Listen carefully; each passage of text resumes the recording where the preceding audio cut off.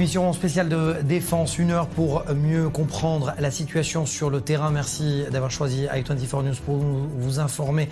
Avec nous, c'est Nicole, bonsoir. Bonsoir Mathias. Merci d'être là. Vanessa Seyman, vous êtes spécialiste des négociations. Bonsoir. Je viens à vous dans un instant. Et puis Or Issachar, également, vous êtes spécialiste des relations internationales et directeur du département de l'Iran au Bitronistim, le think tank Les Sécuritaires.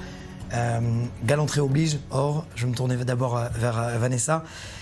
J'ai une question qui est très simple, Vanessa, parce que les partis ont négocié toute la semaine, Qatar, Égypte, et le Hamas vient de déclarer à l'instant qu'il est contre, qu'il refuse toute négociation. Et j'ai une question qui est très simple. Finalement, est-ce qu'il faut négocier pour combattre, ou combattre et négocier en même temps ? Alors, premièrement, cette question, c'est une question de perspective. Si vous me demandez personnellement, alors c'est combattre comme quoi on négocie pas et négocier comme quoi il n'y a pas de combat à Gaza. Mais en fait, le combat et les manœuvres de l'armée, c'est pour obtenir quelque chose d'autre à l'avenir, exactement. Et la question, qu'est-ce qu'on veut que sera le paysage à Gaza le jour d'après, ça c'est la question qu'il faut tous bien y penser. Parce que maintenant on peut faire des pas et des étapes pour avoir une meilleure situation pour la sécurité des Israéliens le jour d'après. Mais on doit être proactif. En tant que spécialiste des négociations, est-ce que vous comprenez que les Israéliens ne comprennent pas ce qu'Israël est en train de négocier ? Est-ce qu'on a l'impression du côté du grand public qu'Israël arrive en position de faiblesse ? Alors, probablement tout à fait. Mais ça dépend quel est l'intérêt israélien. Si l'intérêt des Israéliens, et c'est ça le plus grand challenge que l'État d'Israël a ces jours-ci, on doit prioriser les différents intérêts que l'État d'Israël a. Est-ce que c'est libérer les otages ? Est-ce que c'est détruire le Hamas ? Est-ce que c'est penser sur comme j'ai dit il y a quelques minutes, le jour d'après à Gaza? Si l'État d'Israël ne fait pas des priorités concernant ces différents intérêts, alors là, on pédale en place. Et les Israéliens il y a des différentes voies, je vais dire comme ça. Il y a des différentes voies dans le peuple israélien concernant les différents intérêts que l'État doit obtenir. Alors, excusez-moi, peut-être ma question est bête, mais est-ce que les équipes de négociateurs qui sont en train de négocier actuellement, est-ce que ce sont des spécialistes comme vous des négociations ? Ah, tout à fait. Ou uniquement des militaires ou des analystes du Mossad ? Parce que officiellement, c'est le Mossad qui gère les négociations. Officiellement. Officiellement. Officiellement. Être agent du Mossad, ça ne veut pas dire spécialiste des négociations. Comme être une personne militaire ou un général n'est pas une personne de négociation. Moi, si on me demandait mon opinion, alors il faut avoir une variété de pensées, de différentes pensées, des gens de militaires qui sont responsables sur l'aspect militaire des choses et l'influence que l'acte de l'armée a sur les conversations et les négociations. Mais d'un autre côté, il faut être créative, proactive à négocier et mettre des propositions de notre parti parce que sinon ce vide va être rempli par les États-Unis, par les Européens, par des autres pays qui font partie et prennent actif pas dans notre région. Dans ces régions et négociations. Oui, tout à fait. Alors justement, je vous pose la question, Henri Sachar.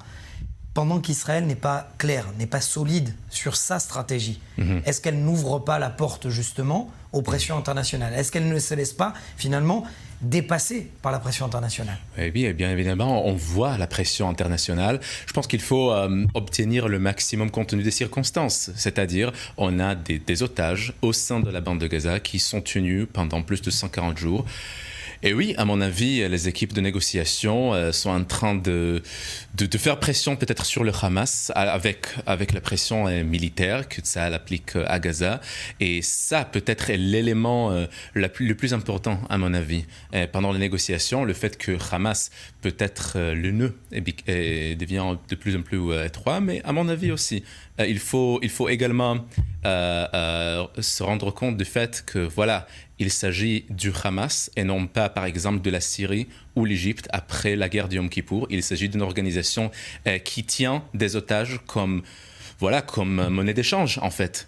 Parce que effectivement, vous faites bien de le préciser pour nos téléspectateurs, il y a eu, après la guerre de 67 et après la guerre de 73, des négociations entre Israël et des États arabes pour la libération d'otages. Ce n'est pas la première fois. Ce n'est pas la première fois. Et voilà, mais on voit bien les intérêts réalistes, les vrais intérêts en fait du Hamas. C'est-à-dire, le lendemain de la guerre, tout le monde sait très bien qu'il n'existera pas le Hamas à la bande de Gaza. Il faut se poser la question. Qui c'est on?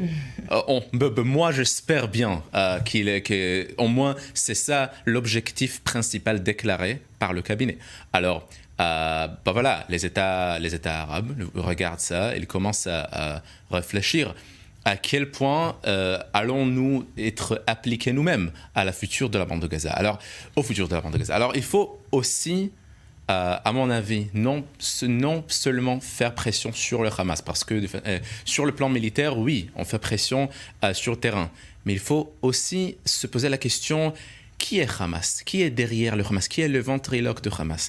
Et on sait très bien la réponse, c'est-à-dire l'Iran et le Qatar. Si la communauté internationale refuse de mettre pression, de faire pression sur l'Iran, alors que l'Iran est le patron principal du Hamas, si la communauté internationale continue à refuser de faire pression sur le Qatar, alors qu'on sait que le Qatar a financé historiquement le Hamas dans la majorité des cas, alors on regarde une situation où Israël est forcé de faire des concessions qu'elle ne veut pas, elle ne désire pas. Et à ce titre, excusez-moi de vous couper, mais justement, Vanessa, est-ce que vous pensez que l'utilisation du Ramadan actuellement, est-ce que ça fait partie aussi des négociations? Ah, tout à fait, tout à fait. Dans chaque négociation, selon le temps passe, il y a toujours ça s'appelle window of opportunity, des fenêtres d'opportunité. Si c'est Noël, si c'est le Ramadan, si c'est des fois les ouvertures, cette petite ouverture d'opportunité, c'est selon le développement de manœuvres de l'armée. Il y a beaucoup de différentes occasions, mais il faut les saisir. Et c'est ça. Il faut être proactive.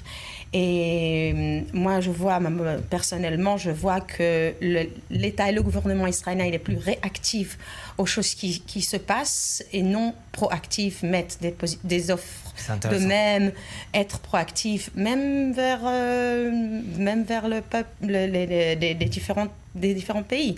Pas nécessairement, naturellement, Qatar, l'Égypte, les États-Unis, bon, ça, c'est clair, mais il faut être... Il faut trouver des solutions. Oui, j'aimerais vous faire réagir à une déclaration du président français cette semaine. Il recevait l'émir du Qatar. C'est une déclaration plutôt controversée. Je vous laisse écouter et on en parle juste après. Je me réjouis aujourd'hui, au-delà du bonheur de vous accueillir, de voir converger les visions France et Qatar 2030, qu'il s'agisse d'un plan ambitieux d'investissement de 10 milliards d'euros que nous avons signé cet après-midi, d'un agenda de défense et de sécurité que nous sommes en train de renforcer, de notre combat commun contre le terrorisme et contre son financement, ou du développement de nos liens dans le domaine du patrimoine, de la francophonie, de l'enseignement. C'est le sens des accords que nous scellons. Alors, je sens bien qu'il y a deux versions différentes de concevoir ce discours. Ouais. Vous dites que vous n'êtes pas étonné de voir que le président français dit « Je partage des valeurs communes » dans le combat contre le terrorisme et le financement du terrorisme avec le Qatar. Avec le Qatar, oui. C'est pas... Bon, personnellement, ça me fait... C'est un peu triste, mais il faut se rappeler, à chaque négociation, en fait, nous négocions en deux voies parallèles, simultanément. La première, c'est les négociations extérieures avec les pays qui font... À notre cas, c'est le Qatar, les États-Unis, Hamas, les pays qui sont extérieurs. Et intérieurement aussi, négocier pour prendre des décisions intérieures. Le président Macron, c'est pareil. Quand il se met devant la télé, il parle pas au Qatar, il parle à lui-même, à son propre territoire, à l'intérieur de la France. Il faut se rappeler de ça aussi. Donc il a peur. C'est une manière de dire je ne veux pas d'émeutes. Ça interprète des choses, avoir peur. Les sentiments, c'est une chose. Chaque président, premier ministre, il parle en deux voix. Et deux voix, ça ne veut pas dire qu'il dit l'un et il dit l'autre. Il doit toujours penser comment il négocie extérieurement et la façon qu'il communique extérieurement, comment elle va être captivated, comment elle va être perçue intérieurement. Et c'est ça qu'il faut toujours prendre en place. Maintenant, c'est une analyse professionnelle. Personnellement, je peux dire que c'est un peu ironique.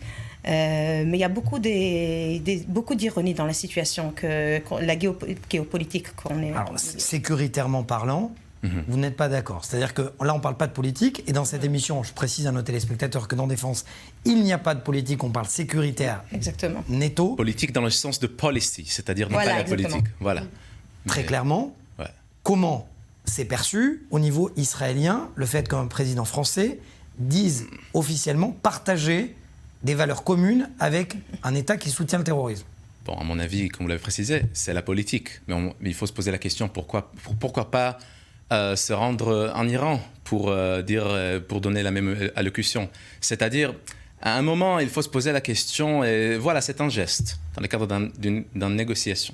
Alors, je pense que personne ne croit que le président Macron vraiment voit le Qatar comme un partenaire dans la lutte contre le terrorisme, alors que Qatar investit des milliards de dollars dans le financement de groupes de terroristes, de Hamas voire Daesh, au cours des années, mais en fil du temps.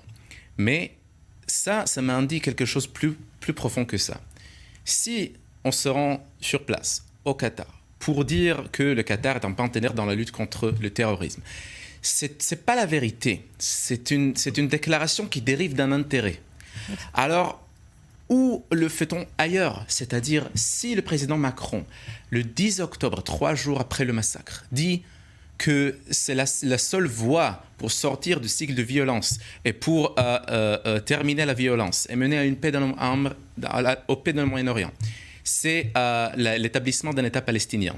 S'il dit que la solution des deux États, c'est la seule solution acceptable dans le Moyen-Orient, alors, pour moi, mon interprétation, c'est que, en fait, ça dérive d'un intérêt. Ce n'est pas la vérité. Tout le monde sait que... Vous rejoignez Vanessa lorsqu'elle dit qu'il y a aussi l'intérêt sécuritaire même de la France de voir effectivement des mouvements pro-palestiniens qui deviennent de plus en plus violents à l'intérieur du territoire français. Est-ce qu'il est en train, véritablement, le président français, de se couvrir d'apaiser peut-être les groupes pro-palestiniens qui sont sur place en France. C'est le même challenge, excuse-moi, c'est le même challenge aussi au président Biden. Maintenant, si vous avez entendu ce jour-là, les pro-palestiniens, les mouvements pro-palestiniens aux États-Unis. À Michigan, etc. Oui, exactement. Ouais. On doit se rappeler que les déclarations comme celle-ci, c'est une déclaration, ça fait partie d'une goutte dans l'eau d'informations et de beaucoup de différents objectifs que les pays doivent. Est-ce qu'Israël n'a pas été prise au piège de justement du manque de communication sécuritaire? Je parle militaire stricto sensu. On parle de la conception très souvent. Alors voilà, ce sont les fruits peut-être des dizaines des années d'une politique par des gouvernements israéliens pendant des générations qui n'étaient pas suffisamment précis sur la question palestinienne, devant par exemple vis-à-vis nos partenaires partout dans le monde. C'est-à-dire, si on sait qu'un État palestinien, c'est une recette pour la destruction de l'État d'Israël, pourquoi on, par exemple, n'a pas suffisamment expliqué avec les moyens qu'on tient pour expliquer aux États-Unis, à la France? Est-ce qu'on propose des voies alternatives dans l'État palestinien Est-ce que les médias, Vanessa, les médias israéliens, ne jouent pas un rôle aussi dans ces sortes où ils reprennent finalement, les médias israéliens ne font que reprendre ce qui se dit dans des médias qataris, par exemple, dirigés par Azmi Bishara, qui est poursuivi quand même pour acte de traîtrise. Alors, il y a quelques jours, on me demande souvent qu'est-ce que Hamas veut. Vanessa, à votre opinion, qu'est-ce que Hamas veut? Et je répète que c'est ce que Sinoir et Hamas veulent. Ils reçoivent, à chaque fois quand on voit la télé israélienne, si on met dans tous les chaînes, on voit la souffrance et la douleur du peuple israélien. Et en fait, ça a été déjà obtenu par Hamas. D'un autre côté, l'Israël, c'est une démocratie. Et on peut mettre les différentes opinions, différentes voix. L'essentiel, c'est qu'entre nous, on va se décider. C'est ce qu'on veut voir. Si on veut voir, comme Or vient de dire, si un Palestinien, alors les avantages, comment on fait pour se bien protéger, et quelle sorte d'État palestinien. Maintenant, c'est même pas une phrase qu'on est capable à le dire et pour une bonne raison. Mais sinon, un État palestinien, alors quel est le vide, comment on va remplir ce vide? Et c'est là, malheureusement, qu'on est coincé beaucoup d'années. Mais les événements du 7 octobre ont bien montré ça. On a échoué. Absolument, je suis d'accord. Je pense qu'on n'a pas... Vous dites on a échoué. On a échoué à proposer, parce qu'on a échoué à proposer des alternatives à un État palestinien. Si on sait par exemple qu'il y a la voix de l'autorité palestinienne, ce qu'on a essayé encore et encore depuis les années 90, alors que cette méthode a manifestement échoué. Qu'est-ce qu'on a proposé au lieu d'un État palestinien? Quelle est l'alternative de l'autorité palestinienne? Alors c'est ce genre de matraquage que tout le monde dit la même chose, mais encore Israël ne propose rien d'autre, mais aussi ce que me fait revenir à ce point-là, et ce que si... Encore une fois, si dire au Qatar qu'ils sont des partenaires dans la lutte contre le terrorisme dérive d'un intérêt, alors dire qu'un État palestinien c'est le seul moyen d'achever la paix dans le Moyen-Orient, ça dérive aussi d'un intérêt. Et il ne faut pas croire à ceux qui disent que c'est la seule voie, parce qu'il y a des millions de voies, il y a des autonomies, il y a des villes-États, il y a des millions de voies pour peut-être non pas résoudre, mais aussi... On a 1 minute en tout pour que vous me répondiez à cette question. Mais si vous êtes capable de comprendre sur ce plateau-là, comment se fait-il qu'à l'état-major, au 14e étage de la Kyria, du QG de la Défense et au Mossad, on n'est pas capable non plus de le comprendre? Ils comprennent, mais prendre des décisions, c'est ça. Nous, on est là dans un panel, les décisions, c'est pas nous qui les prennent. Il faut prendre des décisions. Et c'est là qu'on est un peu faible. Ils comprennent, tous comprennent très très bien la situation. Mais être un leader, c'est aussi savoir prendre des décisions. À mon avis, c'est la seule chose qu'il faut faire pour être un bon leader. Le mot de la fin? À mon avis, ce sont des équipes, des négociations, les meilleures équipes qu'on a pu trouver. Okay? Ça, il faut dire. Mais aussi, il faut se rendre compte de la raison pour laquelle le Hamas a retenu les otages à l'avance, c'est-à-dire le garder comme des monnaies d'échange pour négocier, pour les utiliser. Alors, dans ce sens-là, il faut toujours présenter des limites à ne pas franchir. Merci beaucoup, Or Issachar. Merci infiniment, Vanessa Sleiman, d'avoir été là. Merci beaucoup. Et j'ai l'honneur, le privilège de vous interviewer, Fred Fleitz, vice-président de l'Institut d'analyse politique America First. Vous avez été pendant 25 ans analyste à la CIA. Vous avez été chef de cabinet du Conseil national de sécurité aux États-Unis pendant la période de Donald Trump. Vous êtes allé à la frontière de Gaza et vous avez été choqué. Et ma question, c'est qu'est-ce qui choque un homme qui a une carrière aussi importante que la vôtre de voir ce que vous avez vu? And I guess my answer to you would be, how could someone not be shocked? Et c'est à mon tour de vous demander comment quelqu'un pourrait ne pas être choqué face à une telle brutalité. Quand on voit les impacts des balles qui ont causé la mort de tant d'innocents, nous avon visité Kfar Aza et nous avons vu ces maisons, ces communautés magnifiques qui ont été détruites par les monstres du Hamas. Comment peut-on entrer dans un endroit si paisible et assassiner tout le monde sans raison? C'est tout simplement horrible. Et après avoir discuté avec les Israéliens, il y a 2 choses que je retiens. La première, c'est que le Hamas doit disparaître. Il ne peut y avoir aucun compromis à ce sujet. La deuxième, c'est que l'administration Biden doit cesser de promouvoir la solution à 2 États. Ce n'est plus une option envisageable, il n'en est pas question. C'est la position de notre institut America First et aujourd'hui, je suis plus déterminé que jamais à transmettre ce message aux Américains. Vous parlez de Joe Biden. Le président américain dit qu'Israël est en train de perdre sa légitimité à l'international. Benjamin Netanyahu lui répond et dit que 82% des Américains soutiennent Israël. Qu'en pensez-vous?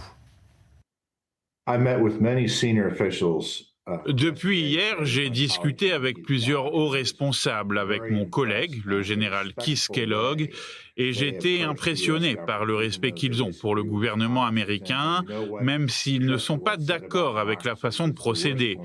Pour citer Churchill, vous savez ce qu'il a dit à propos des démocraties. C'est la pire forme de gouvernement, à l'exception de toutes celles qui ont été essayées auparavant. Notre président est vraiment incompétent en matière de sécurité nationale. Il ne comprend pas le Moyen-Orient, il ne comprend pas l'Iran et il ne comprend pas Israël. Je sais qu'il est un homme politique depuis longtemps, mais il ne comprend pas du tout pourquoi la solution à deux États est inenvisageable.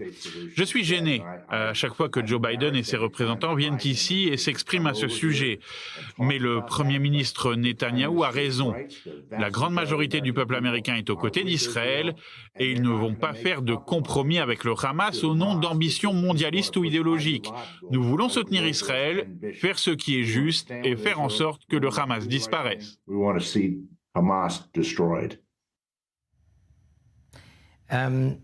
Qui croire d'un côté de la main droite l'avion américain qui atterrit avec des munitions pour Israël, de l'autre dans la main gauche les États-Unis qui parlent d'un cessez-le-feu qui pressurise Israël pour le Ramadan. Ce n'est pas logique. Le Hamas a commis les atrocités du 7 octobre en prenant des otages, en sachant que plus ils allaient les garder, plus l'indignation des pays occidentaux allait s'affaiblir. Le Hamas savait que ces pays ne feraient pas le bon choix, qu'ils essaieraient de pousser les parties à trouver un accord ou à faire des compromis. Le Hamas savait qu'il y aurait des gens dans d'autres pays, en particulier aux États-Unis, qui iraient dans ce sens. C'est ce qui se passe aussi en Europe. Le Hamas pensait qu'Israël allait se retrouver seul, mais ils se sont trompés. Ils ont sans doute cru que cette pression internationale exercée par des pays occidentaux allait dissuader Israël de se défendre. Mais ils ont eu tort.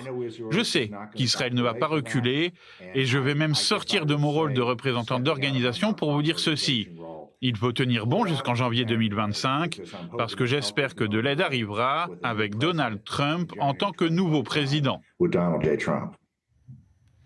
Donc cela veut dire que la politique de Donald Trump serait différente de celle de Joe Biden ? Je pense qu'elle sera radicalement différente, oui. Je pense que la politique de Donald Trump était l'une des plus engagées en faveur d'Israël dans toute l'histoire des présidents américains. Est-ce qu'on ne peut pas quand même, de votre côté, dire que Joe Biden a marqué des points depuis le 7 octobre, puisqu'il soutient quand même Israël ? Le président Biden a dit beaucoup de choses positives concernant Israël et la sécurité israélienne et je pense que le fait de déplacer les porte-avions en Méditerranée a été un geste très fort après le 7 octobre. Mais pour chaque déclaration légitime, il en a aussi fait d'autres qui, à mon avis, étaient préjudiciables. Israël est l'un de nos meilleurs alliés et un président américain ne devrait pas critiquer Israël publiquement, ni ses efforts en matière de sécurité et encore moins informer Israël d'un plan de paix auquel il est opposé par l'intermédiaire des médias. Ce n'est pas comme ça qu'on traite un allié. Je veux bien donner un certain crédit à Joe Biden, mais il a aussi fait beaucoup d'erreurs et à mon sens, tout ça est une question de politique intérieure. Il sait qu'il est en difficulté avec la gauche progressiste, avec les électeurs démocrates du Michigan et je pense que maintenant, il faut agir comme il se doit. Ce n'est pas le moment de prendre des décisions capitales en matière de sécurité nationale en fonction des élections. D'ailleurs, j'ai une question, puisque vous avez parlé de Donald Trump. Il a déclaré que tous ceux qui soutiennent le Hamas seront bannis du sol américain. Est-ce que c'est une campagne électorale ou c'est très sérieux ? Comme je l'ai dit tout à l'heure, Donald Trump serait l'un des présidents les plus engagés en faveur d'Israël s'il est réélu. Il soutiendra fermement Israël. Il a démontré qu'il était prêt à renoncer à la solution à deux États. Il n'y a qu'à regarder ce qu'il a fait avec les accords d'Abraham. On sait que l'autorité palestinienne a eu l'occasion de conclure un accord.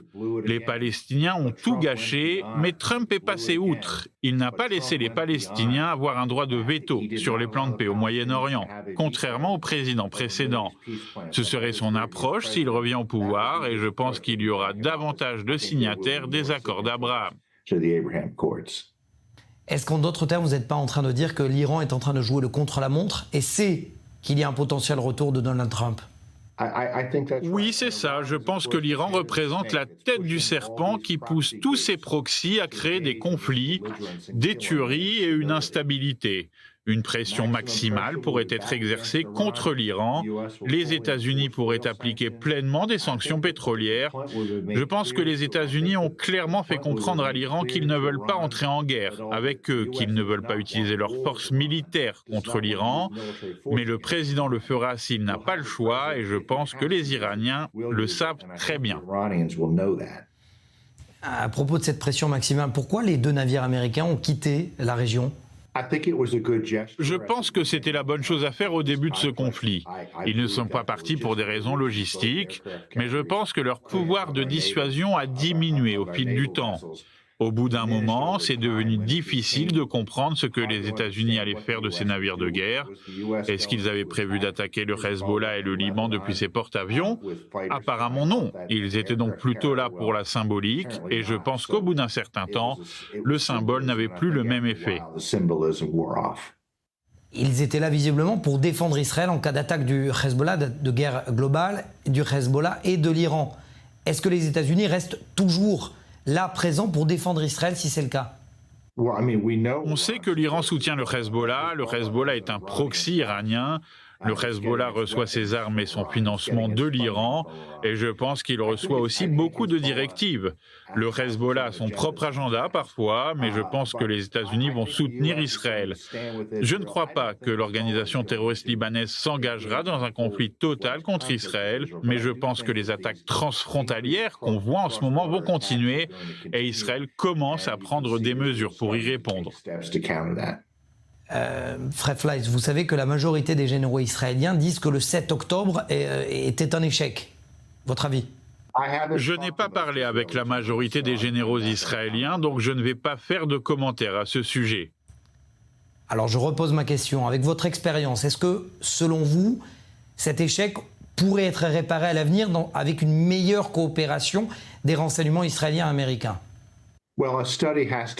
Je pense qu'il faut mener une étude pour comprendre comment le Hamas a pu agir ainsi. Est-ce qu'il s'agit d'une erreur des services de renseignement ou d'une erreur des dirigeants? Est-ce qu'il y a eu un manque d'imagination de la part des décideurs politiques? Je pense que des erreurs ont été commises en Israël, mais aussi dans d'autres pays. Vous savez, les États-Unis non plus n'ont rien vu venir. J'imagine que les États-Unis ont des satellites espions qui observent Gaza tous les jours et pourtant, ils n'ont rien vu venir. Voilà qui est une précision importante. Vous êtes sans doute, et je parle, puisque vous êtes proche et très proche de Donald Trump, je parle sans doute peut-être au prochain directeur de la sécurité nationale si Donald Trump est élu, ou éventuellement le directeur des renseignements même américains. À votre avis, si le président Trump est élu, qu'est-ce qui sera différent concrètement sur le terrain? C'est gentil à vous de dire ça. J'ai déjà dit au président Trump que je servirai de nouveau avec lui. Je pense que nous allons assister à un vrai leadership. Les gens en dehors des États-Unis croient que la politique étrangère d'America First s'apparente à de l'isolationnisme. Mais ce n'est pas le cas. Nous aurons un président américain fort et déterminé. Il y aura une armée américaine forte. La force militaire sera utilisée de manière réfléchie. Nous soutiendrons nos amis et nos alliés.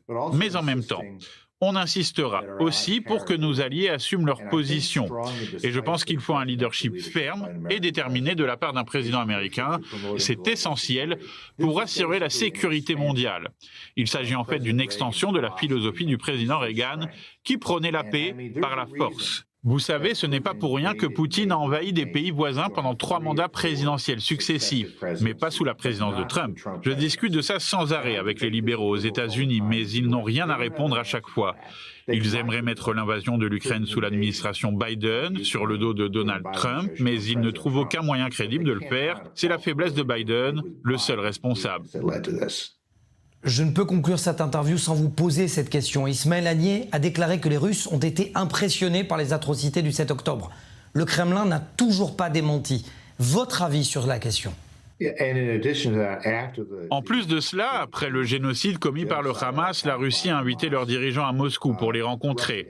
Je ne pense pas qu'il leur ait reproché cette attaque. La Russie est en train de devenir de plus en plus un État autoritaire qui soutient le terrorisme d'État. Et je pense qu'il faut prendre des mesures pour que les choses changent. Cela ne va pas être facile. La Russie nous préoccupe beaucoup. Je n'aime pas le fait qu'il y ait ce nouvel axe entre la Russie et la Chine. Je ne veux pas que la Russie tombe entre les mains des Chinois. Je ne veux pas qu'ils achètent des armes à l'Iran, ni à la Corée du Nord, ni qu'ils protègent le Hamas. Mais quand on a un président américain qui n'a pas parlé à Vladimir Poutine depuis 2 ans et que nos émissaires adressent rarement la parole aux Russes, il faut avouer que c'est difficile pour nous de restreindre leur comportement malveillant. Fred Fleitz en visite exclusive rapide en Israël. Merci d'avoir répondu à mes questions. Merci Mathias. Et à l'instant, Océane Nicole, Fred Fleitz a dit de la Russie qu'il soutenait le terrorisme. La Russie qui a accueilli le Hamas qui a réussi très clairement à imposer des failles sécuritaires à Israël. Vous avez les détails ce soir de la plupart des failles et ça fait froid dans le dos. Tout à fait, des failles qui ont été rendues publiques cette semaine, des failles de Tsahal, du renseignement israélien, qui se passent donc dans la nuit du vendredi 6 au samedi 7 octobre. Les massacres, ça a commencé à 6h29 précisément. Donc là, à minuit, donc 6h30 avant le début du massacre, il y a des cartes SIM israéliennes qui sont activées dans la bande de Gaza. Donc ça pour Tsahal, c'est un signe rouge. Ils sont au courant. Concrètement, ça veut dire que pour des raisons évidentes, lorsque les terroristes vont dans un territoire ennemi, vont attaquer dans un territoire ennemi, peu importe quel pays que ce soit. En l'occurrence, là, les gens du Hamas, les terroristes du Hamas, lorsqu'ils sont venus en Israël, ils étaient tellement nombreux qu'ils avaient besoin de s'appeler entre eux, de se géolocaliser, etc. Donc à minuit, ils mettent des cartes SIM israéliennes dans leur téléphone palestinien. Tsahal et les renseignements sont au courant.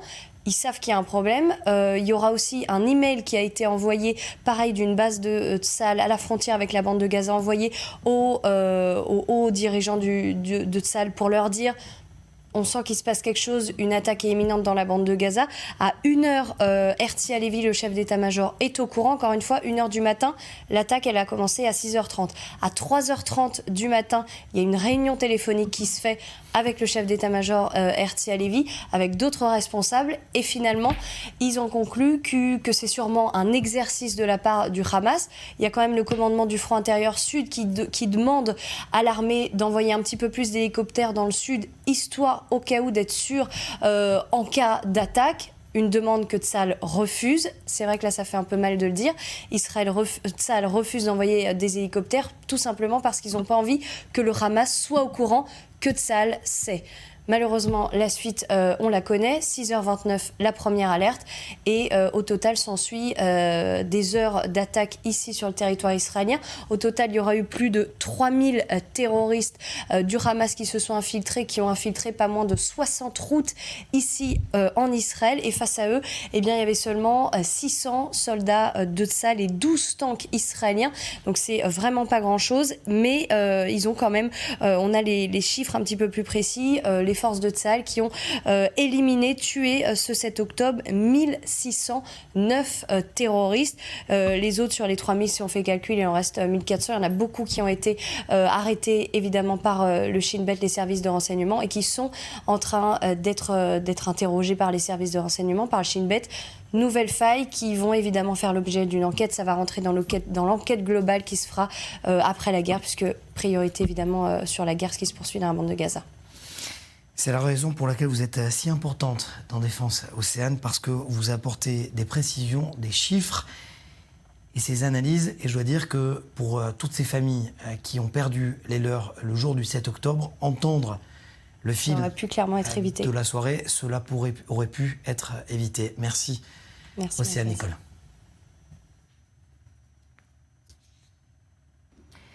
Et pour expliquer justement la situation sur le terrain avec nous, Jonathan Conricus, lieutenant-colonel de réserve de l'armée israélienne. Merci d'être avec nous. Vous êtes aujourd'hui également stratège dans la vie civile. Premièrement, où va l'armée israélienne pour l'instant dans la bande de Gaza? Des conflits et des combats de partout. Ça veut dire clairement que le Hamas reprend aussi un petit peu le dessus. Pas forcément. Cela signifie que ce que nous savions avant en termes de combat en zone urbaine, c'est que l'ennemi est en mesure de revenir en arrière et revenir dans des zones déjà conquises, détruites et contrôlées par notre armée. Cela s'est déjà passé dans l'histoire. Gaza, en ce sens, n'est pas différente. Le Hamas est une organisation terroriste et fait ce qui est dans son intérêt. À partir du moment où Tsahal met la pression sur l'ennemi, l'armée prend l'avantage du terrain. L'ennemi dépose les armes, se mêle à la population et se cache dans les tunnels. Et quand Tsahal se redéploie et avance vers un autre endroit, l'ennemi sort de sa cache, reprend les armes et combat à nouveau. C'est une situation connue. Alors j'aimerais vous faire réagir justement sur le mot que vous venez d'employer, pression. Est-ce que la pression que subit aujourd'hui l'armée israélienne pour terminer les combats n'est pas malsaine, justement ? La pression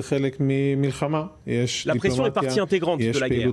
La diplomatie, l'activité militaire sur le terrain, les opérations spéciales, les médias. Cela n'est pas nouveau pour Tsahal. L'armée israélienne, l'État d'Israël, le gouvernement israélien, le cabinet de guerre savent faire face à tout cela. Tout va bien. Ce qui est important à mes yeux, c'est de garder et respecter une ligne directrice, de savoir quel est l'ordre des priorités et de s'y tenir. Ce qui est le plus important actuellement parmi toutes les options, c'est de vaincre le Hamas. Tsahal combat de manière remarquable. Les armées dans le monde, je parle des armées américaines, françaises, britanniques, allemandes, tous ceux qui sont concernés par la guerre moderne et des zones de conflit potentielles regardent de près ces combats que mène Tsahal et retiennent les leçons de ces combats menés par Israël. Que ce soit en zone souterraine ou en parallèle des combats en surface, cette communion exceptionnelle des opérations aériennes et terrestres, le lien entre les renseignements et les soldats qui combattent sur le terrain. Tsahal l'a fait et continue à le faire. La ville de Gaza a été conquise, les positions du Hamas dans le centre ont été détruites. Tsahal est sur le point de prendre le contrôle total de Khan Younes et se situe juste avant le dernier acte de cette guerre, qui est cette opération vers Rafah. Le momentum est ici pour moi très important. Il faut absolument avancer, conquérir Rafah, détruire sur place les tunnels avec l'objectif de trouver le plus d'otages possible. C'est semble-t-il grâce à ces opérations que le Hamas sera détruit. Maintenant, justement, profitez de ce moment-là, pas dans un mois et demi.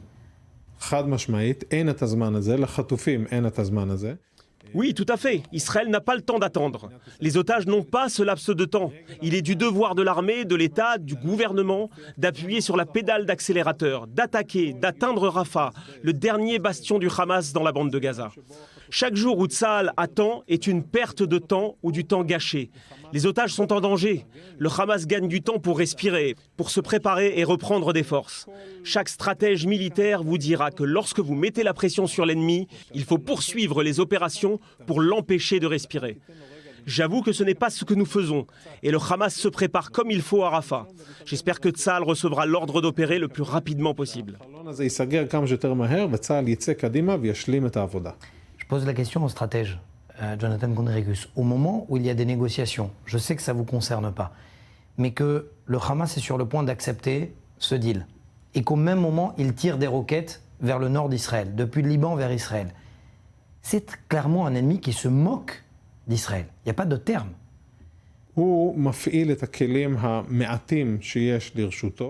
Le Hamas utilise le peu d'outils qui lui restent entre les mains. Il a construit ces dernières années des capacités militaires au Liban avec le soutien ou l'accord tacite du Hezbollah sous la direction des Iraniens. Le Hamas a des capacités terroristes, mais elles ne sont pas développées. Ces tirs sont un moyen pour lui de dire « voilà, j'ai la possibilité de tirer ». Pas de grande menace stratégique, mais un moyen pour le Hamas d'exister sur TikTok ou sur les réseaux sociaux. Mais concrètement, à chaque fois que Tsahal est intervenu sur le terrain et attaque avec intensité, le Hamas a été défait. Ces terroristes ont été défaits.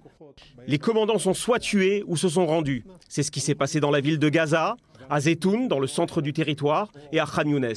Ce qui se passera à Rafah à partir du moment où Tsahal recevra l'accord de la classe politique pour achever ses objectifs militaires. Il serait mieux que cela ait lieu avant le Ramadan. Il est évident que le Hamas gagne du temps, que ce soit à Paris, au Qatar ou dans d'autres endroits sur le dos des otages, pour ne pas que les Israéliens entament cette opération avant le début du jeûne, comme si cela était un obstacle psychologique. J'aimerais parler quand même aussi du Liban. Est-ce que trop de déclarations ne tuent pas justement les déclarations? Est-ce qu'il ne faut pas mieux agir plutôt que parler? On dit en anglais, si vous voulez tirer, tire. Le Hezbollah connaît les capacités militaires de Tsahal. Selon moi, il n'y a aucune surprise concernant nos frappes. Nous ne dévoilons aucune capacité opérationnelle. Il connaît nos capacités, c'est pour cela que le Hezbollah ne s'est pas lancé jusqu'à présent dans une guerre globale. Il est possible que nous soyons arrivés au terme de cet équilibre des forces. Ce qui est important, ce n'est pas ce qui est dit, mais ce qui est fait. Tsahal élargit ces derniers jours ses opérations, frappe à Baalbek, continue d'éliminer des commandants du Hezbollah, mais c'est toujours dans le cadre de la stratégie de guerre mesurée, où chacune des parties ne franchit pas la ligne rouge. Tsahal attend l'ordre donné par le cabinet de guerre qui attend lui-même le résultat d'un accord diplomatique qui tarde à se concrétiser. Il est encore possible qu'il soit signé, ce qui nous éviterait de repousser le Hezbollah par la force. Mais si ce n'est pas le cas, il faudra agir en raison de la pression des habitants qui ont dû quitter leur domicile depuis 4 mois déjà. Vous faites partie de cette génération des officiers, Jonathan Gondricus, qui... Vous n'hésitez pas à dire qu'il y a eu une faille sécuritaire avec le Hamas. Est-ce qu'il ne faut pas justement dire la même chose avec le Hezbollah et dire ça suffit, la doctrine sécuritaire qui disait des petits arrangements, ça ne marche plus, ça ne fonctionne plus. Est-ce qu'il ne faut pas justement, quitte à subir les coups du Hezbollah, mais prendre les décisions, trancher dans le vif? Le 7 octobre, tout a changé. Tout ce qui traite de la question des stratégies militaires, c'est qu'il y aura un avant et un après 7 octobre. Ce qui doit être fait pour ne pas qu'Israël se retrouve devant une situation honteuse, comme cela a été le cas le 7 octobre. C'est la responsabilité de l'armée israélienne, du gouvernement. Le chef d'état-major et le ministre de la Défense ont tous été clairs et ont avoué avoir failli dans leur mission. Nous n'avons pas été bons et nous n'avons pas été à la hauteur. Celui qui le dit a l'obligation de repenser sa doctrine militaire et de tout faire pour que cela ne soit plus le cas et de le faire différemment. Ce que cherche actuellement l'État d'Israël, c'est de réduire les tensions, ramener les citoyens israéliens chez eux, aux frontières.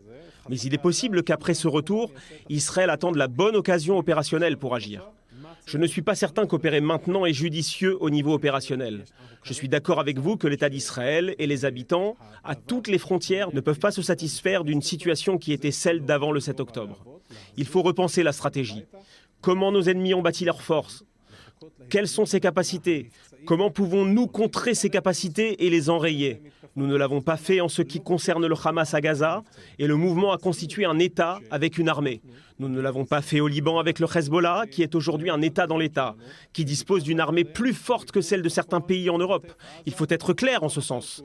Il est donc évident de repenser notre stratégie militaire et de comprendre que ce qui existait avant ces attaques du 7 octobre est caduc.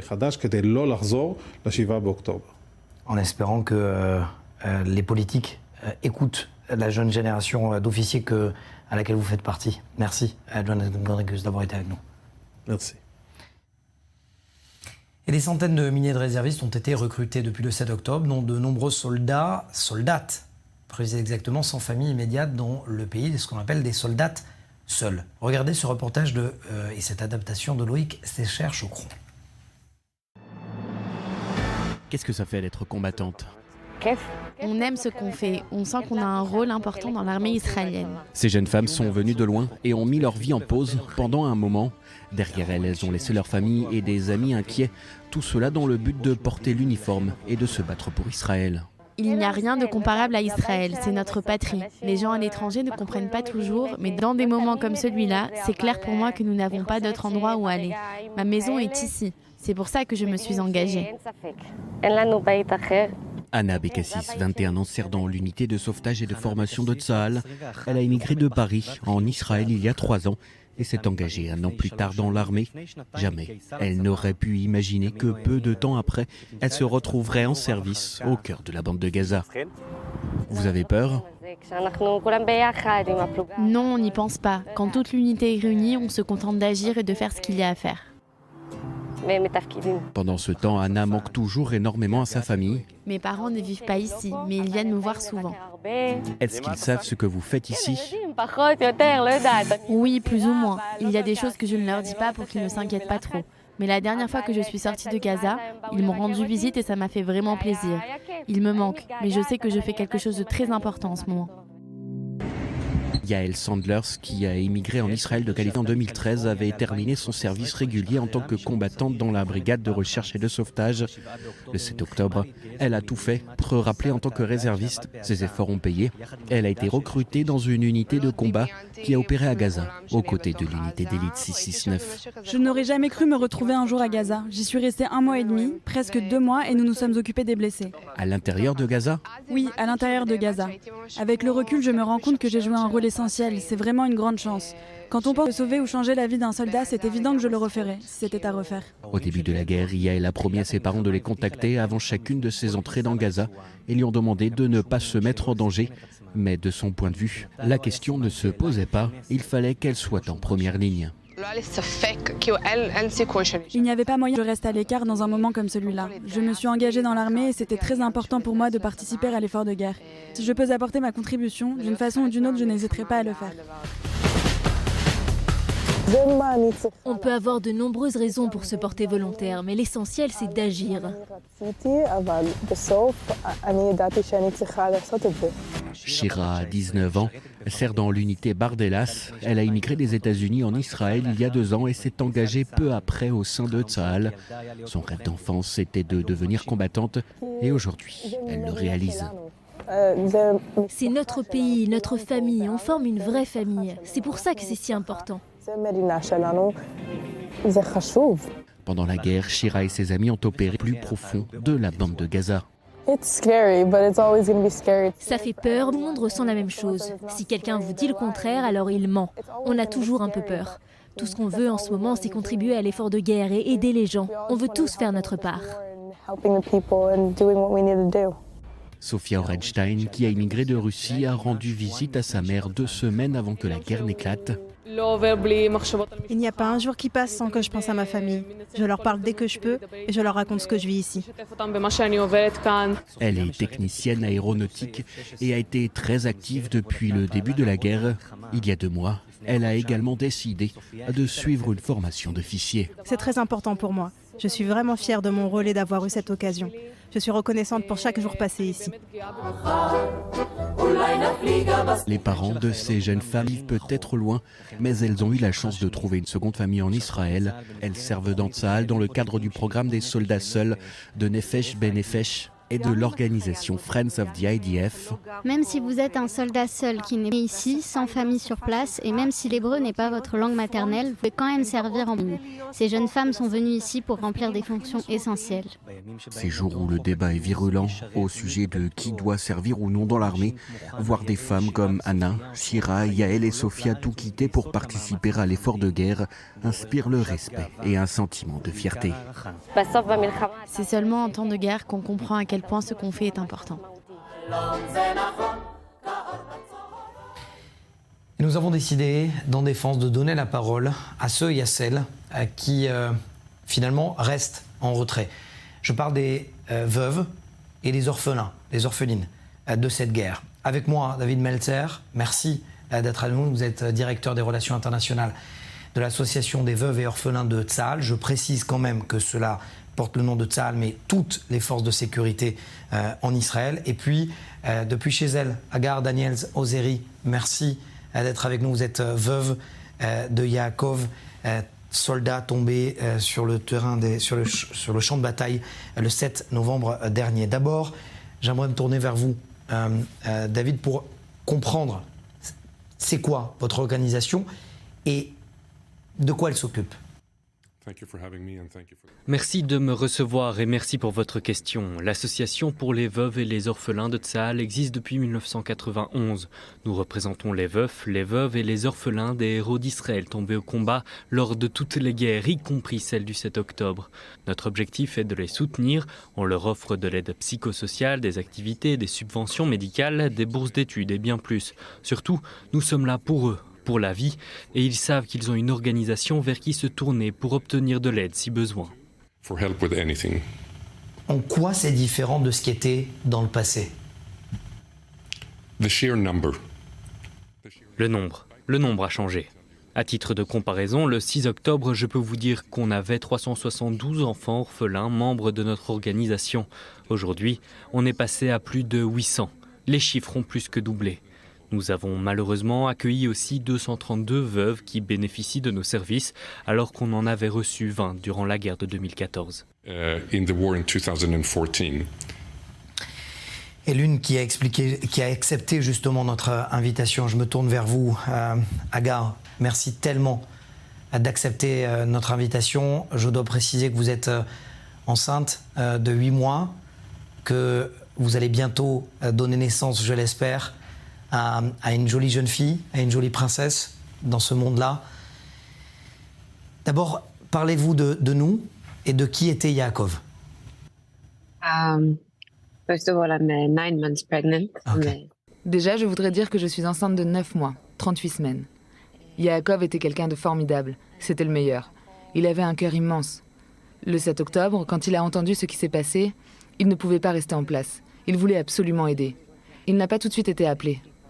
Il a d'abord été dans son moshav, dans le nord, pour rejoindre l'équipe d'intervention d'urgence là-bas. Ensuite, il a commencé à coudre des vestes et à raccommoder des équipements militaires. Il faisait des commandes de tissus, il n'arrêtait pas. Il voulait se rendre utile par tous les moyens, jusqu'à ce que l'armée l'appelle. Au début, il a été appelé dans le nord, puis il a contacté d'anciens amis à lui de l'armée qui ont réussi à le faire entrer dans son ancien bataillon. Le lendemain, il a été dans le sud. So the next day he went down south. And Est-ce qu'il a eu le temps de caresser votre ventre et de savoir ce que vous attendiez dans votre ventre? Yes, he managed to. Oui, il a eu le temps de le faire. Le dernier jour avant qu'il parte, il a senti le bébé donner un coup pour la première fois. Et nous avions décidé d'un nom ensemble. Donc il savait quel allait être le prénom. Il est décédé quand j'étais enceinte de 22 semaines, alors il n'a pas pu vraiment voir mon ventre grossir. 4 jours avant sa mort, je lui ai envoyé une échographie où il pouvait voir le visage du bébé. On cherchait à savoir à qui elle ressemblait. Il disait qu'elle ressemblait à son frère. Il avait vraiment, vraiment hâte de la rencontrer. I was really looking forward to meeting her. Pourquoi c'est important que cette organisation aujourd'hui, des veuves et des orphelins, soit à vos côtés, au-delà du soutien que vous avez de vos amis et de votre famille? First of all, the fact that. Pour commencer, grâce à eux, durant cette guerre, j'ai rencontré beaucoup d'autres veuves enceintes comme moi. Ça m'a donné l'occasion de discuter avec d'autres femmes qui vivent la même chose que moi. L'organisation a organisé une rencontre et ils nous aident beaucoup avec des programmes pour se préparer à l'accouchement, car je n'avais pas prévu d'accoucher seule de mon premier enfant. Je pensais que Yaakov serait à mes côtés. Mais il faut s'adapter à cette nouvelle situation. L'organisation a créé un nouveau programme qui s'appelle Letzider, à tes côtés, qui nous apporte beaucoup, beaucoup de soutien. Je me tourne vers vous, David. Lorsque il y a, vous savez, dans ceux qui souffrent de syndrome post-traumatique, ils disent toujours on se sent mieux lorsqu'on parle à des frères d'armes. Est-ce que c'est le même système pour les veuves et orphelins, où vous leur donnez la possibilité aussi d'échanger avec des personnes qui leur ressemblent? Absolument oui. C'est l'objectif de l'organisation. À court et long terme, on souhaite créer un sentiment d'appartenance, une communauté. Et ce nouveau programme, Letzider, qu'Agar a mentionné, a été créé spécifiquement durant cette guerre. C'est une initiative unique. Il y a 28 veuves enceintes qui en font partie. 7 d'entre elles ont déjà accouché et on a bien vu qu'elles forment une communauté à part entière. On a organisé une première réunion et la deuxième est prévue pour bientôt. L'une des participantes m'a dit la semaine dernière qu'elle ne voulait pas venir au début, elle ne voulait pas parler aux autres, elle ne voulait rien avoir à faire avec ce groupe. Puis finalement, à la dernière minute, elle a changé d'avis. Elle est venue voir de quoi il s'agissait. Et quand elle a rencontré Agar et les autres femmes qui étaient là-bas, elle les a entendues mettre des mots sur ce qu'elle ressentait. Alors, elle a réalisé qu'il n'y avait que ce groupe pour la comprendre. C'est exactement pour ça qu'on fait ce qu'on fait. We are very committed to. C'est important cette situation, Agar, parce qu'on parle des héros, de ces héros qui ont tout donné pour défendre la nation. On oublie qu'il y a ceux qui sont en arrière. Est-ce que vous avez l'impression d'exister aussi à travers cette organisation? Yes. Oui, il faut comprendre que l'organisation n'efface pas la mémoire de Yaakov. Ils honorent tous ces héros qui sont morts au combat. Ils leur donnent la place et le respect qu'ils méritent, tout en nous donnant à nous du soutien et de l'espoir. Même s'ils ne sont plus là, on nous voit et nous ne sommes pas seuls. Même si Yaakov n'est plus là pour m'aider, ils nous aident, ils sont là pour moi, sans prendre sa place. Ils respectent sa mémoire. Ça me soulage beaucoup. It helps. It helps me keep his memory as well. Qu'attendez-vous du grand public? Qu'est-ce qu'on peut faire pour vous? Je veux simplement que ma fille grandisse en Israël, sans que son père soit oublié. Je veux qu'on se rappelle de lui. Quelles sont toutes les perspectives et opportunités qu'elle aurait eues s'il avait été parmi nous. Je voudrais qu'elle soit soutenue, qu'on lui offre la chance qu'elle mérite. All the opportunities that she deserves. Je vous remercie infiniment, Hagar, pour votre courage et toute mon admiration de votre pudeur et la pudeur de vos propos. Merci infiniment. Thank you. Ça sera ma dernière question, David. Comment on peut faire pour aider justement ces orphelins et ces veuves? Qu'est-ce que le grand public doit faire?